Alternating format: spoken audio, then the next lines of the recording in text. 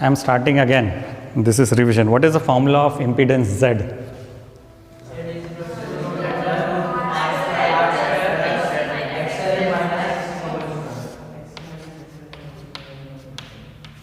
XC minus XL whole square. What is the definition of resonance? अभी अभी बताया था, है ना?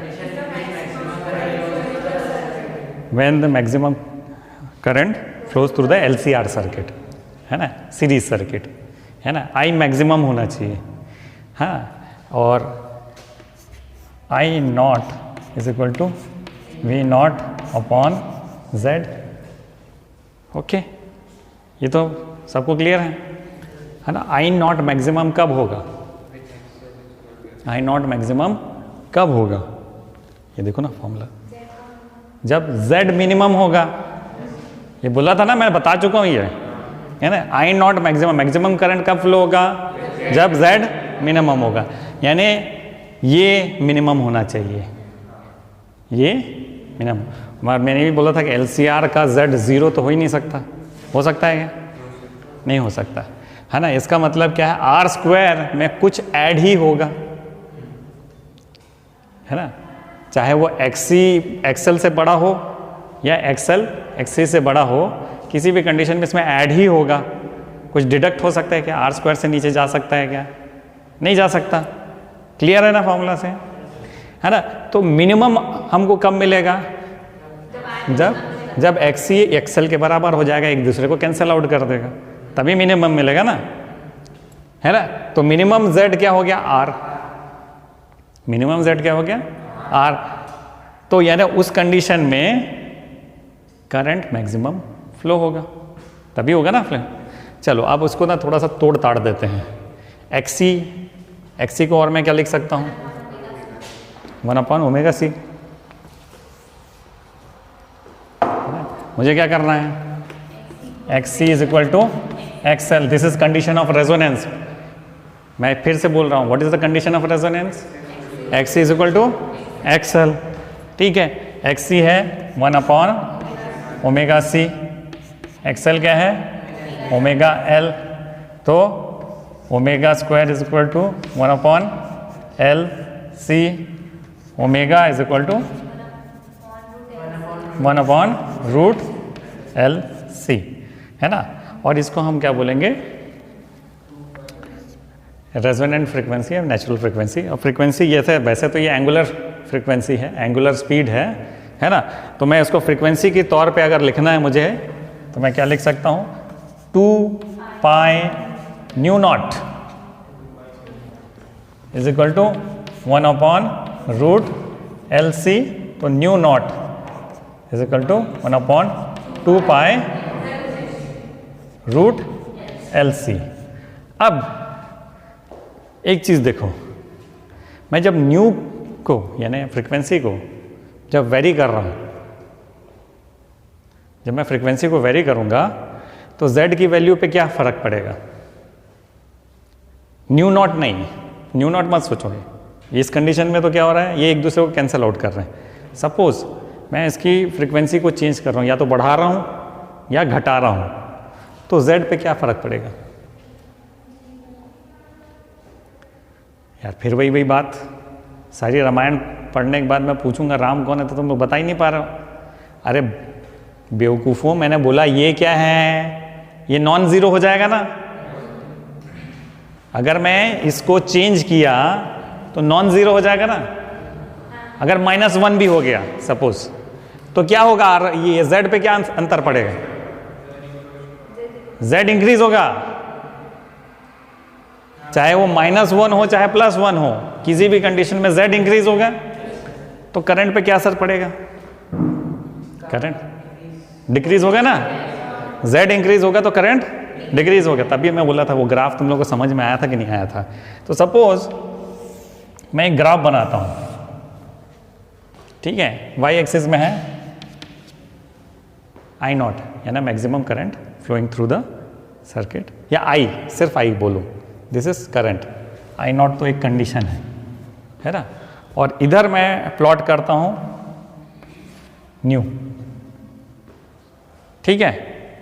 सपोज कोई एक सर्किट है तो उसका ग्राफ कैसे बनेगा?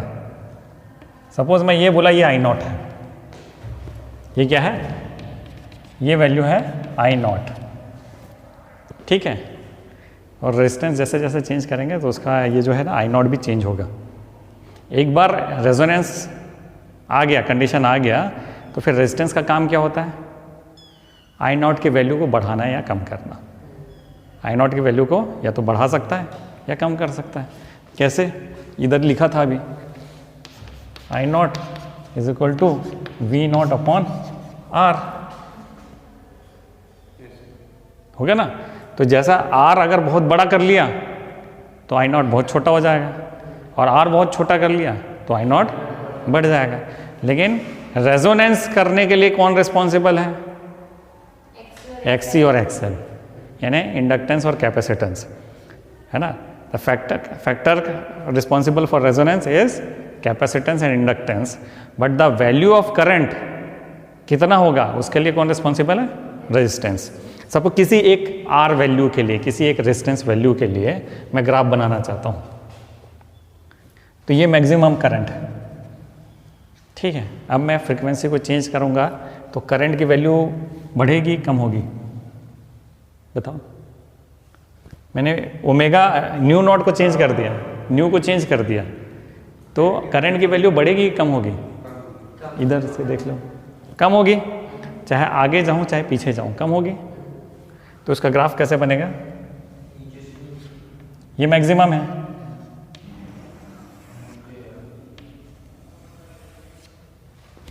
ऐसी बनेगी ग्राफ। जैसे जैसे मैं फ्रीक्वेंसी को चेंज कर रहा हूं, ये न्यू नॉट है, और ये सपोज ये ग्राफ है सपोज R1 के लिए, ये ग्राफ है R1 के लिए, ठीक है। तो क्या हो रहा है? मैं जैसे जैसे फ्रीक्वेंसी को चेंज कर रहा हूँ, करंट की वैल्यू, जैसे मैं फ्रीक्वेंसी को बढ़ा रहा हूँ सपोज, है ना, तो यहाँ पे करंट की वैल्यू बढ़ते बढ़ते बढ़ते बढ़ते बढ़ते बढ़ते बढ़ते एक पॉइंट पे पहुँची जो मैक्सिमम करंट है। उसके बाद मैं अगर फ्रीक्वेंसी को बढ़ाऊंगा तो करंट बढ़ेगा नहीं, कम होगा। समझ में आया? यानी हाँ, एक टाइम पे सपोज में कैपेसिटेंस जो है वो इंडक्टेंस से बड़ा था तो करंट बढ़ता गया, फिर थोड़ी देर बाद आया तो इंडक्टेंस बड़ा हो गया कैपेसिटेंस से, ठीक है। तो ये फिर नीचे आ गया।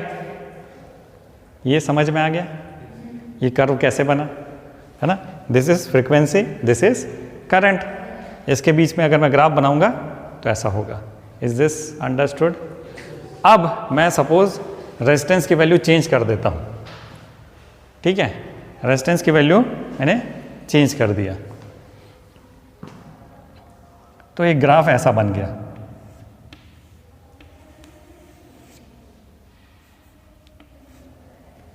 ये R2 है, ये क्या है? R2।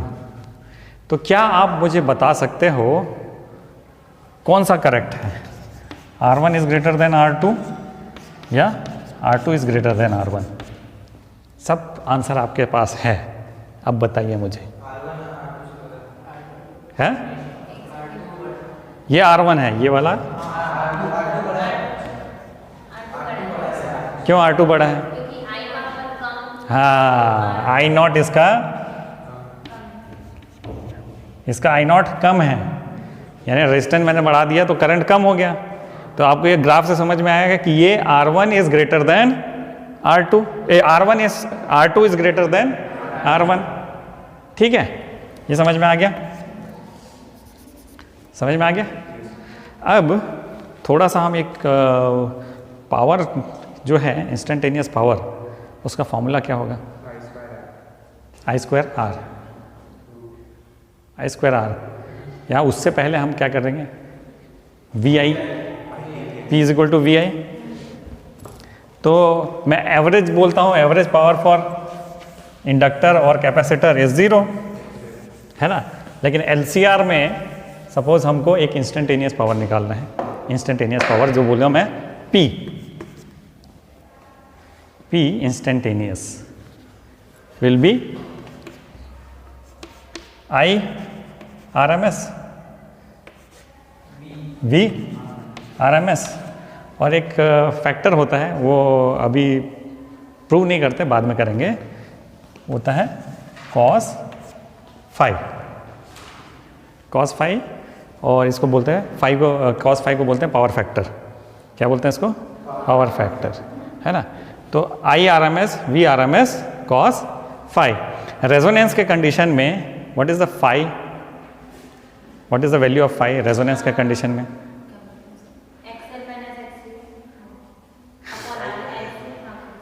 रेजोनेंस के कंडीशन में phi will be zero.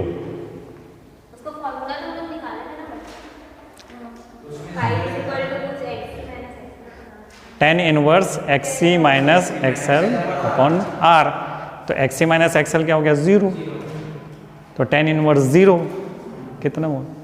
Zero. Phi की वैल्यू रेजोनेंस के कंडीशन में क्या होगी? जीरो एट रेनो। तो कॉस जीरो क्या होता है? Cos zero one. तो पी मैक्स अगर मैं बोलूँ वहाँ पे तो क्या होगा? I R M S V R M S at the resonance, है ना। तो आई आर एम एस को मैं ये लिख सकता हूँ I not upon root to, लिख सकते हैं क्या? और वी आर एम एस को क्या लिख सकते हैं? V naught upon root two. तो इसको मैं लिख सकता हूँ I naught V naught on upon two, I naught V naught upon two. और इसको अगर मैं वी नॉट को I naught into I not upon R, ये भी लिख सकता हूँ क्या? आई नॉट इंटू आर, गलत हो गया था, है ना। तो पी मैक्स है I naught square R by two हो सकता है। What is the maximum power? I naught square R upon two, है ना। तो अगर मैं बोलूं कि effective current for maximum power कितना है? I not upon root two. Maximum power के लिए इफेक्टिव करंट कितना है? I not upon root two. तो मैं सपोज ये एक कंडीशन है, this is I not upon root to, I not upon root two, ठीक है। दो जगह मिलेगा, इधर भी और इधर भी। अब ये हमारे लिए इंपॉर्टेंट क्यों है I not upon root to?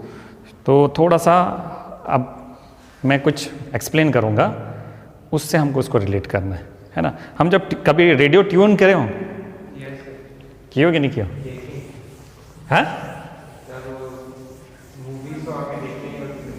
हाँ, मूवीज़ में देखते हो, है ना। तो हम जब ट्यूनिंग कर रहे हैं तो क्या कर रहे हैं? फ्रीक्वेंसी चेंज कर रहे हैं। क्या चेंज करने से फ्रीक्वेंसी चेंज हो रहा है? या तो कैपेसिटेंस को चेंज कर दो या फिर इंडक्टेंस को चेंज। तो सस्ता ये पड़े कैपेसिटेंस को चेंज कर दो। तो हम जब उसको नॉब को घुमा रहे हैं तो कैपेसिटेंस चेंज हो रहा है, जिसके कारण उसकी फ्रीक्वेंसी चेंज हो रही है। लेकिन कई बार क्या होता है, जैसे कोई एक रेडियो है, जैसे आजकल एफएम है, कौन कौन से चैनल चलते हैं एफएम में? 98.3, 91, 91.2, 92.3, ऐसा कुछ है ना, 92। These are frequencies. ये क्या है? फ्रिक्वेंसी है। तो कई बार पहले ज़माने में जब शॉर्ट वेव और मीडियम वेव होता था, एफएम नहीं होता था, फिडेलिटी मॉड्यूलेशन नहीं होता था, शॉर्ट वेव मीडियम वेव होते थे, तो हम लोग करते थे तो पहले घर करता था, फिर थोड़ा सा आवाज़ आनी चालू होती थी, फिर एक पॉइंट ऐसा आता था जहाँ पे क्लियर आवाज़ आती थी, है ना। फिर थोड़ा सा उसको घुमाते थे तो वो आवाज़ फिर ख़राब हो जाती थी, फिर दूसरा स्टेशन लग जाता था। तो ट्यूनिंग करते वक्त कई बार ऐसा होता था कि किसी एक फ्रिक्वेंसी में दो स्टेशन पकड़ रहे हैं, दो आवाज़ें सुनाई दे रही, ऐसा होता था। सुनिए हो कभी? एफएम में उतना जनरली नहीं होता है, लेकिन ये शॉर्ट वेव मीडियम वेव में होता था कि एक कोई फ्रिक्वेंसी यूज़ किया तो दो स्टेशन पकड़ रहा है। ये क्यों हो रहा है? हाँ, देखो करंट मैक्सिमम जब होगा तो यानी वो इसको एक्सेप्टर सर्किट या सेलेक्टर सर्किट बोलते हैं, यानी वो फ्रिक्वेंसी आ गई। लेकिन देखो ये बोला कि ये भैया ये ओमेगा नॉट है, सपोज ये मैं ओमेगा बोलता हूँ, ये ओमेगा नॉट है, यानी ये मेरे को मिल गई। लेकिन क्या हो रहा है कि इसका जो पावर है, देखा हमने, जब p/2 तक रहेंगे ना तब तक ये जो करंट जो है ना ये काफ़ी इफेक्टिव करंट है। भले वो मैक्सिमम करंट नहीं है लेकिन मैक्सिमम के आसपास है कि नहीं। तो यहाँ तक ये जो करंट है वो इफेक्ट करेगा, यहाँ तक का जो करंट है वो इफेक्ट करेगा, है ना। और जहाँ इससे नीचे गए तो ये देखिए स्टीप ड्रॉप है, करंट ड्रॉप हो गया, है ना। तो मैं अगर शार्पनेस हमको बताना है, शार्पनेस का मतलब क्या है कि भाई ऐसा फ्रीक्वेंसी बैंड जहाँ जो करंट का जो बढ़ रहा है या कम हो रहा है एकदम स्टीपली कम होना चाहिए।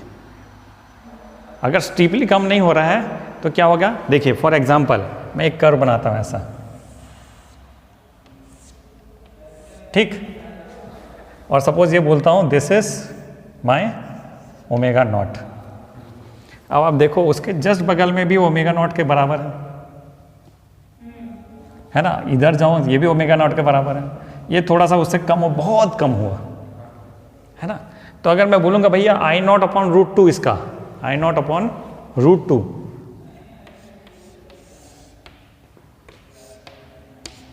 ये है,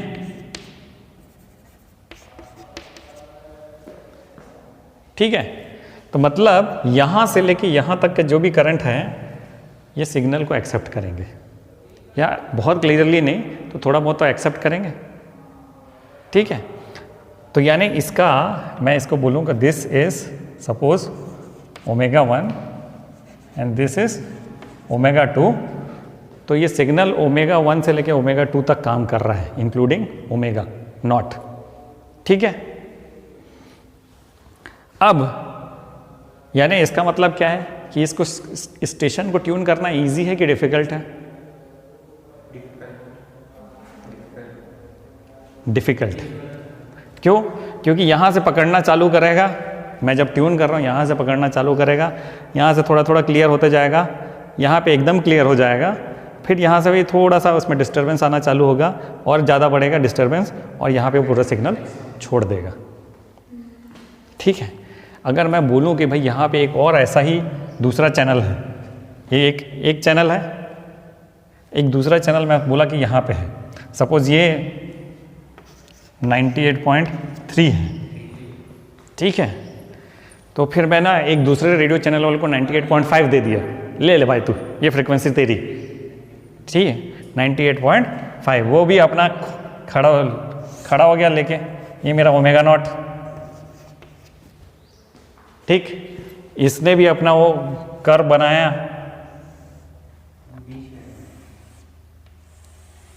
ऐसा,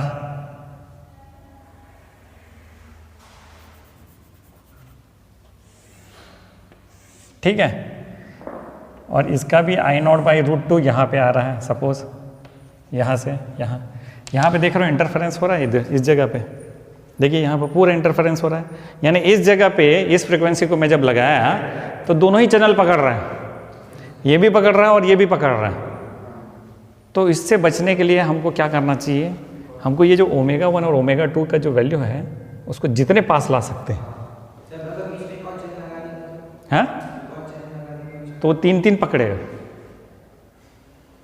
इतने सारे सिग्नल, क्योंकि देखिए जब आपका एंटीना है वो तो सारे चैनल का उनका EMF मिल रहा है, सारे सिग्नल्स मिल रहे हैं, और आपका LC सर्किट है वो क्या कर रहा है, उसको आइडेंटिफाई कर रहा है कि ये अलग चैनल है, ये अलग चैनल है। कैसे कर रहा है? ऐसे कर रहा है। तो ना इसमें क्या हो गया कि भाई ऐसे में तो बड़ा मुश्किल हो रहा है। हम क्या चाहते हैं कि ये यहीं पे पकड़े, उसके आगे पीछे ना पकड़े, है ना। तो ideally it should be a straight line, bandwidth 0 होना चाहिए, यानी इसी जगह पे पकड़ना चाहिए और नहीं पकड़ना चाहिए, लेकिन ऐसा होता नहीं है जनरली। तो हम क्या करते हैं कि भाई उसके रेजिस्टेंस की वैल्यू को इतना बढ़ा दो कि ये मिल जाए मुझे।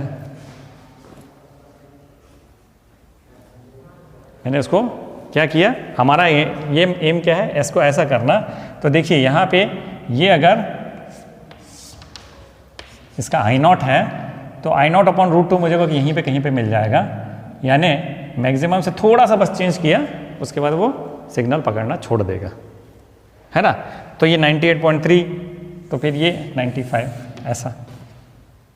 This is called the sharpness of the signal. This is called sharpness of the. जितना पतला पेंसिल की तरह हो उतना अच्छा। यानी हम क्या करने की कोशिश कर रहे हैं, ये जो W2 माइनस W1 है, या जिसको हम डेल्टा W बोलेंगे, क्या बोलेंगे उसको, डेल्टा W, और उसको दूसरा नाम है बैंड विड्थ। क्या बोलते हैं उसको, बैंड विड्थ। वो जितना छोटा सा छोटा हो उतना अच्छा है। समझ में आया? जितना छोटा से छोटा हो उतना अच्छा है। तो उसको नापने का तरीका है जिसको हम बोलते हैं क्यू फैक्टर या क्वालिटी फैक्टर। क्यू फैक्टर या क्वालिटी फैक्टर, ठीक है। तो अब थोड़ा उसका मैथमेटिक्स करें। समझ में आया कि नहीं आया, पहले ही बताओ। ये चीज़ समझ में आनी चाहिए। रेजिस्टेंस का क्या इफेक्ट होता है वो भी आपको समझ में आ गया। तो सबसे पहले व्हाट इज, तो एक लाइन लिखा है आपके बुक में, suppose we choose a value of omega for which the current amplitude is 1/√2 times the maximum value. At this value the power dissipated by the circuit becomes half. हमने अभी थोड़ी देर पहले वही किया। पी हाफ कब होता है, जब आई नॉट बाई √2 हो, और उसके लिए वी भी वी नॉट बाई √2 हो जाता है उस समय। तो उस समय क्या हो जाता है, पावर डिसिपेटेड हाफ हो जाता है। हम ये लेके चलते हैं कि ये पावर उसका अगर हमने हाफ कर दिया तो उस समय सिग्नल्स इंटरफेयर नहीं करेंगे। उस सिग्नल का पावर अगर मैं हाफ कर दिया तो उस समय सिग्नल्स इंटरफेयर नहीं करेंगे। इसलिए आई नॉट बाई √2 आया। मैं किस थ्रेशोल्ड को लेता हूँ, आई नॉट बाय √2, ठीक। So from the curve we see that there are two such values, ω1 and ω2। तो अब थोड़ा सा फिर इस कर्व को वापस आते हैं, उसी में देखते हैं।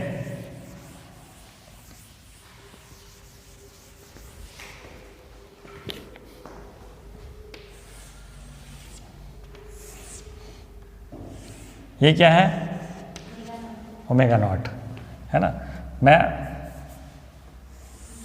एक लिखता हूँ, this is I not by √2, ठीक। तो यहाँ पे जो मुझे ओमेगा मिला इसको मैं बोल देता हूँ ω1, और यहाँ पे जो मुझे मिला इसको बोलता हूँ ω2, ठीक है। तो मैं ω1 इज इक्वल टू, अगर ये सपोज ये बोलते हैं ये डेल्टा ओमेगा है, ये भी डेल्टा ओमेगा है, तो ω1 is equal to ω0 minus delta omega. Correct है?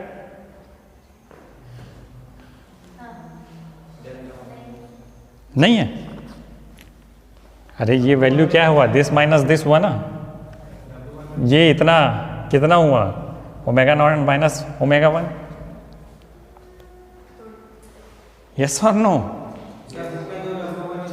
अरे वो बुक का छोड़ना भाई, मैं इसमें जो बता रहा हूं उसको देख, है ना। बुक में तुम्हारा फिगर कहाँ है, इसमें तो पता भी नहीं चल रहा किसको ω1 बोला और किसको ω2 बोला है। कौन सा ω1 है, पता चल रहा है क्या? अब वो जो नीला वाला है वो 1 होगा क्या?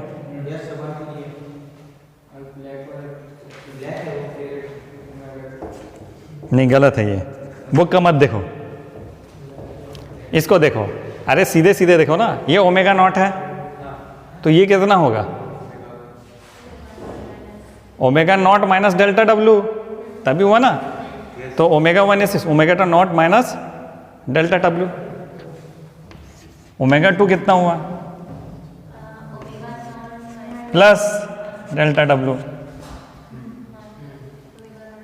Is this understood? तो टोटल कितना हुआ, ω2 माइनस ω1 कितना होगा, ω0 plus delta omega minus ω0 plus delta omega, होगा कि नहीं होगा? 2 डेल्टा ओमेगा, कितना हो गया, 2 delta omega. This is 2 delta omega. इसको क्या बोलेंगे, टू डेल्टा ओमेगा यानी बैंडविड्थ। Is this understood?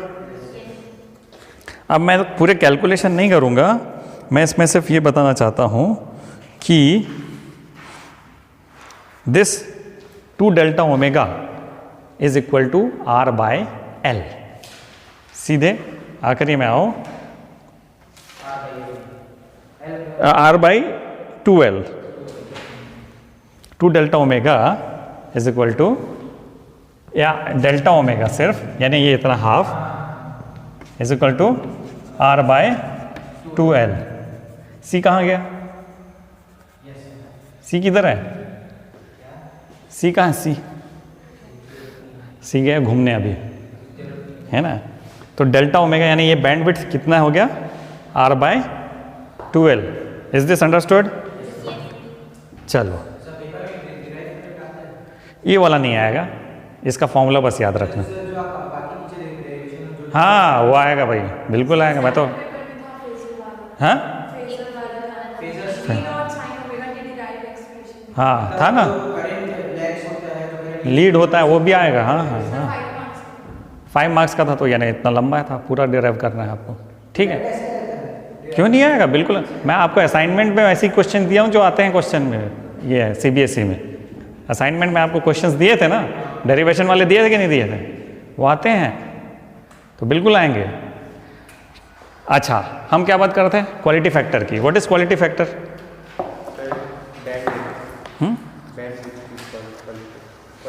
हाँ, क्वालिटी फैक्टर का फॉर्मूला है रेजोनेंट फ्रीक्वेंसी अपॉन बैंडविड्थ।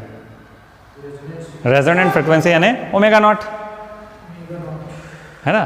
तो मैं क्वालिटी फैक्टर का पहले डेफिनेशन बता देता हूँ। द क्वालिटी फैक्टर और Q factor of the series resonant circuit is defined as the ratio of the resonant frequency to the difference in two frequencies taken on both sides of the resonant frequency such that at each frequency the current amplitude becomes 1 by root 2 times the value of the resonant frequency।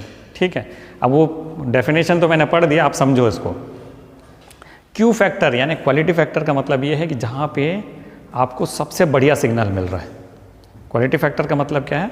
जहाँ पे आपको सबसे बढ़िया, तो आपको सबसे बढ़िया signal यहीं से मिल रहा है, यहाँ से यहाँ तक मिल रहा है ना, है ना? वो किस पे डिपेंड करेगा? सबसे पहला डिपेंड तो करेगा ओमेगा नॉट पे, है ना? लेकिन इसको खराब करने के लिए कौन रिस्पॉन्सिबल है? बैंडविड्थ, है ना? तो इसका जो रेशियो मैं अगर लूँगा तो उसको बोलूँगा quality factor, omega not upon bandwidth, omega not upon two delta W. ठीक है, अब थोड़ा सा इसको समझिए। क्यू फैक्टर को बढ़ाना है तो क्या करना पड़ेगा? टू डेल्टा डब्ल्यू को कम कर देंगे, क्योंकि ओमेगा नॉट तो हमको मिला है, ओमेगा नॉट उस चैनल का है, उसको सरकार ने बोला है कि इस फ्रीक्वेंसी में काम करना है तो उसी फ्रीक्वेंसी में काम करेगा, उसको चेंज नहीं कर सकते, है कि नहीं? एग्री करते हो कि नहीं? अगर रेडियो मिर्ची को 98.3 मिला है तो 98.3 ही है, उसको तो चेंज नहीं कर सकता। वो क्या चेंज कर सकते हैं? बैंडविड्थ को चेंज कर सकते हैं, डेल्टा डब्ल्यू को चेंज, टू डेल्टा डब्ल्यू। तो मैं Q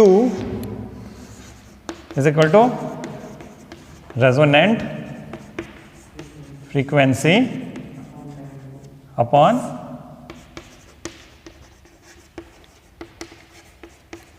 ठीक, अंडरस्टूड? इसको बोलो omega not upon two delta omega,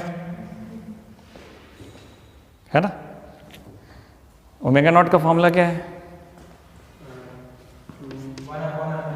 हाँ 1 अपॉन एल सी, और इसका R बाई एल।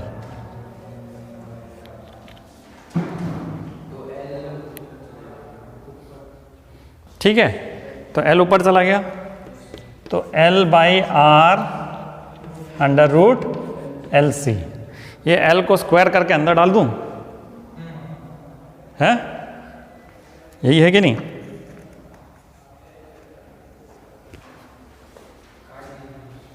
कुछ तो गड़बड़ हो गई।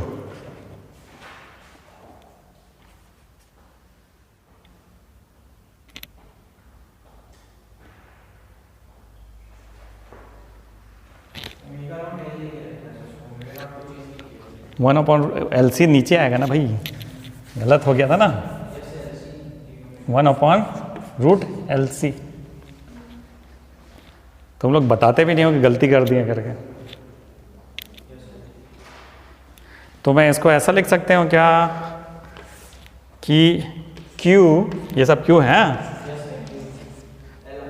Q is equal to √L² upon √LC, लिख सकते हैं ऐसा। फिर मैं इसको और थोड़ा सा बढ़ा दूं तो लिख दूं 1/R√L² अपॉन LC। तो खत्म करो L को, तो Q is equal to 1/R√L upon C, and this is the formula of quality factor. अब इससे कुछ इन्फ्रेंसेस निकाल सकते हैं हम, ठीक है। क्या इन्फ्रेंस निकाल सकते हैं? क्वालिटी फैक्टर बढ़िया करना है, अच्छा करना है, तो क्या कर सकते हैं? बैंडविड्थ तो ठीक है रे भैया, बैंडविड्थ कैसे कम होगा? हाँ बिल्कुल सही। आर को मैं अगर छोटा रखता हूँ, आर को मैं छोटा रखता हूँ तो क्यू बढ़ गया भाई, है ना। और अभी हम लोगों ने देखा था, यहाँ पे देखो कौन सा आर छोटा है, R1 छोटा है, तो बढ़िया है इसका, ये I0/√2 इतने में आ गया, तो बैंडविड्थ कम है इसका, है ना। और इसी बैंडविड्थ में बोलूँगा अगर R2 है जिसका रेजिस्टेंस ज़्यादा है तो ये होगा, इसका सपोज ये यहाँ पे है तो इसका यहाँ पे है, ठीक है। तो R को मैं छोटा रखूँगा तो Q फैक्टर बढ़िया हो जाएगा। और क्या, L को बहुत बड़ा रखूँगा तो Q भी बढ़ेगा कि नहीं? √L को बड़ा रखूँगा यानी लार्ज इंडक्टेंस, तब भी क्वालिटी फैक्टर अच्छा हो जाएगा। और क्या होगा, C को भी बहुत छोटा रखो, C को छोटा रखो तब भी Q बढ़िया हो जाएगा। बस इतना ही बताना था आपको, ठीक है। चलो नेक्स्ट क्लास में इसका कुछ न्यूमेरिकल कर लेंगे। समझ में आ गया सबको? क्लैरिटी है? शार्पनेस और Q फैक्टर में कोई डाउट है क्या? डाउट है तो मैं फिर बताऊंगा।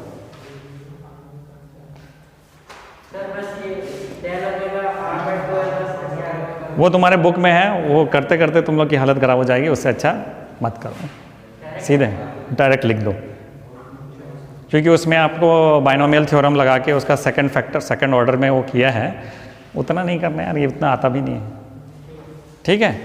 तो ये सीधे सीधे मैं del omega is equal to, हाँ इससे चैप्टर से ओमिट है पावर फैक्टर और वाटलेस करंट, वो जो 3 लाइन में ख़त्म हो गया आपका, क्या ओमिट किया? पावर फैक्टर और वाटलेस करंट किधर है? ये दे, इतना इतना बस ओमिट है, नहीं है, नहीं, इसमें सिर्फ पावर फैक्टर और वाटलेस करंट, ये मान के चलो इसको पूरा ओमिट कर दिया होगा। देखेंगे यार, मैं चैप्टर वाइज जा रहा हूँ,